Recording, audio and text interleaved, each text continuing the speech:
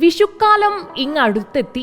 ഏതാനും നാളുകൾ കൂടി കടന്നുപോയാൽ ഒരു ദിനം കൃഷ്ണനെ കണി കണ്ട് മലയാളികൾക്ക് ഉണരാം.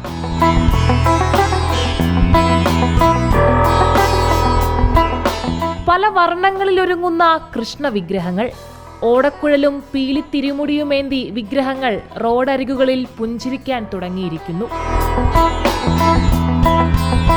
വൈവിധ്യമാർന്ന നിറക്കൂട്ടുകൾ പകർന്നാണ് വിഗ്രഹങ്ങളെ മനോഹരമാക്കുന്നത്. മന്ദസ്മിതം തൂകി നിൽക്കുന്ന കൃഷ്ണനെ കാണാൻ തന്നെ എന്ത് ചേലാണ്. സംഘത്തിൽ കാർ വർണ്ണനുണ്ട്, മുരളീകൃഷ്ണനുണ്ട്, രാധാകൃഷ്ണനുണ്ട്. വൈവിധ്യങ്ങൾ നിറഞ്ഞതായിരുന്നു ഓരോ കൃഷ്ണരൂപങ്ങളും. അധികവും അന്യസംസ്ഥാനക്കാരാണ് വിഗ്രഹങ്ങളുടെ നിർമ്മാതാക്കൾ. അവരങ്ങനെ കണ്ണെത്തുന്നിടത്തൊക്കെ ചന്തത്തിൽ കൃഷ്ണനെ അണിയിച്ചൊരുക്കുന്നു. छोटा वाला सबसे छोटा वाला का प्राइस 150 है, उससे बड़ा वाला 200 का है, 300 का है, 400 का है, 1000 का। सबसे बड़ा वाला का 1100 रुपये है. वो अभी विग्रह ज़्यादा नहीं है, थोड़ा कमती है. विशु के टाइम होएगा. ഏതു വാങ്ങണമെന്ന കൺഫ്യൂഷനാണ് ഓരോ മലയാളിക്കും.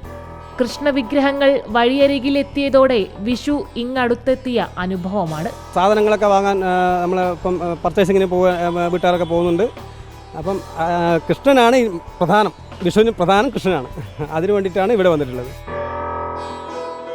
അങ്ങനെ വിഷുക്കാഴ്ചയെ സമ്പന്നമാക്കാൻ ഇതാ കൃഷ്ണവിഗ്രഹങ്ങളെല്ലാം ഒരുങ്ങി തുടങ്ങി. ഇനി വിഷുവിന് വേണ്ടിയുള്ള കാത്തിരിപ്പിലാണ്. വീഡിയോ ജേർണലിസ്റ്റ് അജയ്ക്കൊപ്പം reporter Archana Ravindran, in reporter, Kasaragod.